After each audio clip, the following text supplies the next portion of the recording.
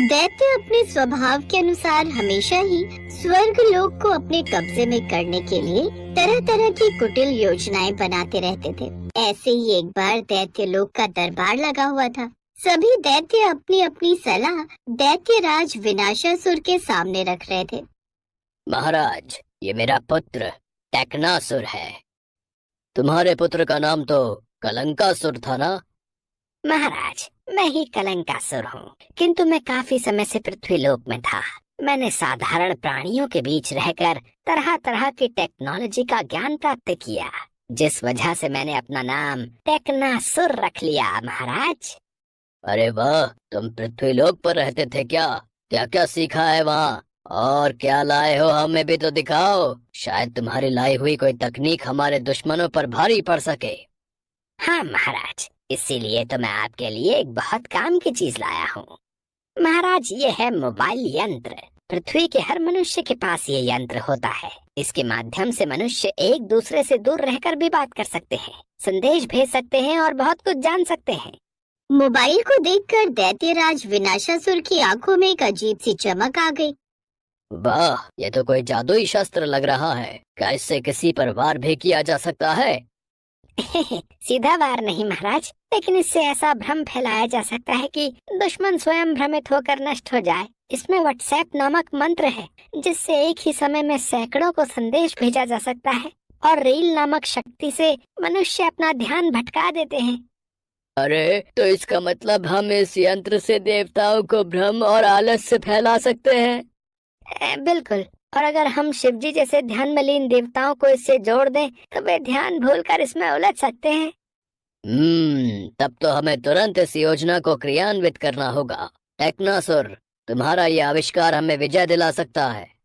शंकासुर, तुम्हारे पुत्र ने तो कमाल कर दिया। बहुत अच्छा किया तुमने अपने पुत्र को पृथ्वीलोक पर भेज दिया, और ये बहुत काम का यंत्र लेकर आया है। अभी इस यंत्र की सहायता से हम उस शिव को भ्रमित कर देंगे। उस शिव को मोबाइल का शौक लग जाएगा तो वो साधना में नहीं बैठेगा, सारा दिन मोबाइल पर ही उसका ध्यान लगा रहेगा। फिर हम आराम से स्वर्गलोक और पृथ्वीलोक को जीत सकते हैं। टेक्नासुर, हमें इस यंत्र के बारे में पूरी जानकारी दो, और हम चाहते हैं कि तुम स्वयं जाकर ये यंत्र शिव को दो। आप चिंता मत कीजिए महाराज, अब सब कुछ मुझ पर छोड़ दीजिए। इस मोबाइल यंत्र का शौक अच्छे अच्छों का ध्यान भटका देता है, तो भला महादेव का ध्यान कैसे नहीं भटकेगा। और इसी के साथ दैत्य लोक में मोबाइल यंत्र को देवताओं के विरुद्ध एक गुप्त अस्त्र की तरह तैयार किया जाने लगा। लेकिन क्या शिवजी इस जाल में फंसेंगे? जानने के लिए देखिए अगला दृश्य। कैलाश पर्वत पर रोज की तरह शांति थी। शिवजी ध्यान में लीन थे। पार्वती माता रसोई की ओर जा रही थी और नंदी द्वार पर पहरा दे रहे थे। टेक्नासुर साधु का वेश धारण कर कैलाश की ओर बढ़ता है, हाथ में वही चमकता हुआ मोबाइल यंत्र। ठहरो मुनिवर, कहाँ जाना चाहते हो? हे नंदी, मैं शिव भक्त हूँ। शिवजी के लिए एक दिव्य यंत्र लाया हूँ जो उन्हें भक्तों से जोड़ देगा। नंदी, मुनिवर को आने दो, लगता है कोई विशेष भेंट लाए हैं। टेक्नासुर शिवजी के सामने आता है। शिवजी ध्यान से बाहर आते हैं। भोलेनाथ, ये यंत्र पृथ्वीलोक में बहुत लोकप्रिय है। इससे आप अपने भक्तों से जुड़ सकते हैं, उनकी पीड़ा जान सकते हैं, और वे भी आपको देखकर धन्य हो सकते हैं। टेक्नासुर मोबाइल चालू करके एक ऐप खोलता है। एक रील चलती है, भोले बाबा की महिमा। ये क्या है? ये तो मेरे तांडव का चित्र है। इतने लोगों ने इसे देखा है। जी महादेव, लाखों लोग आपको मोबाइल में देखना चाहते हैं। अब आप भी इसी से जुड़िए। यही है आधुनिक भक्ति का मार्ग। भोलेनाथ सरल हृदय हैं। भक्तों का प्रेम देखकर उनका मन पिघल गया। उन्होंने मोबाइल यंत्र को हाथ में ले लिया और यहीं से योजना सफल होती देखी। ये तो बड़ा रोचक यंत्र है। इसमें तो मैं अपने भक्तों से हर समय बात कर सकता हूँ। स्वामी, पर ध्यान का समय? देवी, थोड़ी देर और एक वीडियो और देख लूं, फिर ध्यान करूंगा। शिवजी का ध्यान अब मोबाइल में लगने लगा। शिवजी मोबाइल के शौकीन हो गए। पृथ्वी लोक पर अब धीरे धीरे संकट के बादल मंडराने लगे। क्या अब सृष्टि का संतुलन बिगड़ जाएगा? क्या पार्वती जी, नंदी और देवता मिलकर शिवजी को इस भ्रमजाल से बाहर निकाल पाएंगे? जानिए अगले दृश्य में। शिव जी का ध्यान अब मोबाइल में लग चुका था। सुबह उठते ही मोबाइल खोलते और पूरा दिन उनके हाथ में मोबाइल रहता। और इधर दैत्य लोक में युद्ध की तैयारियां शुरू हो चुकी थी। महादेव अब साधना में नहीं, स्क्रीन में है। अब समय है स्वर्ग लोक को कब्जे में लेने का। तो अब देवताओं का अंत निश्चित है। हम आकाश मार्ग से स्वर्ग लोक पर आक्रमण करेंगे। ब्रह्मा, इंद्र और विष्णु कोई भी हमारा सामना नहीं कर पाएगा, क्योंकि एक शिव ही है जो हमें रोक सकता है।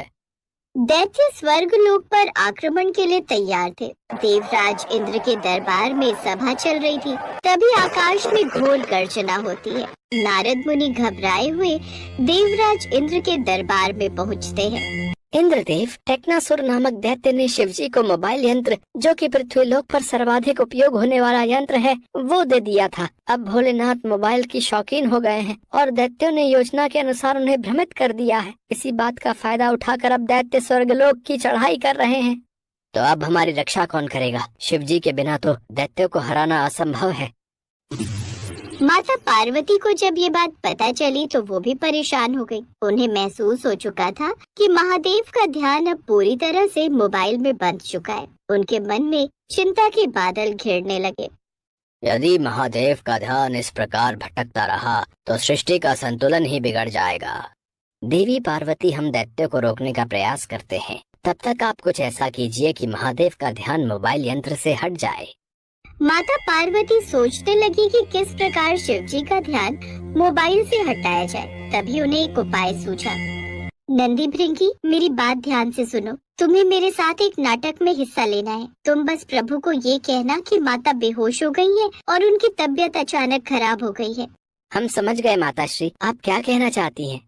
निश्चिंत रहिए माताश्री, हम महादेव को ये सूचना दे देंगे। इसके पश्चात माता पार्वती महल में गई और बिस्तर पर जाकर लेट गई। नंदी भृंगी दोनों भागते हुए शिवजी के पास पहुँचे। शिवजी उस समय भी मोबाइल में व्यस्त थे। नंदी भृंगी ने शोर मचाना शुरू कर दिया। माताश्री बेहोश हो गई है। नंदी भृंगी का विलाप सुनकर भगवान शिव का ध्यान मोबाइल फोन से हट गया और वो घबराकर तुरंत महल के भीतर गए। उनका मोबाइल फोन कैलाश पर्वत की चोटी पर ही रखा रहा। भगवान शिव के लिए माता पार्वती से बढ़कर कुछ नहीं, इस बात का प्रमाण मिल गया था। भगवान शिव माता पार्वती के लिए अपना मोबाइल फोन छोड़कर आ गए थे। अरे पार्वती, तुम तो बिल्कुल ठीक अवस्था में हो। ये दोनों तो कह रहे थे कि तुम बेहोश हो गई हो। मैं तो घबरा गया था। स्वामी, मुझे यह नाटक करना पड़ा क्योंकि संसार को आपकी आवश्यकता है। आप मोबाइल में इतना खो गए कि आपको किसी और चीज का ध्यान ही नहीं रहा। आपको पता भी है ये सब दैत्यों की चाल है। उन्होंने आपको मोबाइल यंत्र देकर आपका ध्यान संसार से भटका दिया है। ये सब टेक्नासुर दैत्य की वजह से हुआ है। उसने भेष बदलकर आपको मोबाइल यंत्र दे दिया और इन सब के पीछे असली दोषी विनाशासुर है। उसने स्वर्ग लोक पर आक्रमण बोल दिया है। ब्रह्मदेव और विष्णुदेव दोनों ही उस दैत्य का सामना कर रहे हैं। उन्हें आपकी आवश्यकता है। तुम सही कह रही हो देवी पार्वती। मोबाइल यंत्र के कारण मेरा ध्यान कहीं और केंद्रित होता ही नहीं था। हर समय मेरे हाथ में मोबाइल रहता था। सारा दिन सारी रात बस मुझे कुछ नहीं चाहिए, मोबाइल मिल जाए, ऐसा मेरा स्वभाव हो गया था। किंतु नहीं, ये मोबाइल यंत्र काम की चीज तो बहुत है, परंतु इसमें फालतू का समय व्यर्थ करना गलत है। हमने काम की चीज को अपनी आदत बना लिया, यही हमारी सबसे बड़ी गलती है। काम की चीज को काम तक ही सीमित रहना चाहिए। जरूरत से ज्यादा किसी चीज की आदत होना हानिकारक है। शिवजी मोबाइल यंत्र को लेकर स्वर्गलोक पहुँचे। उन्हें देखकर विनाशासुर और उसके सारे साथी भाग गए, पर शिवजी ने टेक्नासुर का रास्ता रोक दिया। मुझे क्षमा कर दीजिए प्रभु, मुझसे भूल हो गई, मुझे दंड मत दीजिए। अरे अरे, मैं तुम्हें दंड देने के लिए तुम्हारा रास्ता नहीं रोक रहा हूँ। अरे मुझे ये बताओ कि ये मोबाइल यंत्र चालू कैसे होगा? ये तो चालू ही नहीं हो रहा। आज मेरे परम भक्त का एक शिव भजन YouTube पर आने वाला है। सोच रहा हूँ मोबाइल यंत्र पर देखूं तो सही कि मेरे भक्त ने भजन कैसा गाया है। ओह अच्छा प्रभु, वो इसका चार्जर दैत्य लोक में रखा है, मैं आपको कल दे जाऊंगा। टेक्नासुर ने शिवजी को फोन चार्ज करना सिखा दिया। अगले दिन शिवजी के हाथ में फिर मोबाइल फोन था। अब तो माता पार्वती भी समझ गई कि मोबाइल फोन की आदत यदि किसी को एक बार लग जाए तो वह आसानी से पीछा नहीं छोड़ती। हाँ, एक बात अच्छी रही कि शिवजी ने अपने कार्यों और मोबाइल फोन के उपयोग के बीच तालमेल जरूर बना लिया था। वह समय पर अपना कार्य भी करते थे और मोबाइल फोन का इस्तेमाल भी करते थे। इससे न ही सृष्टि को कोई नुकसान पहुंचा और न ही शिव जी के कार्यों और साधनों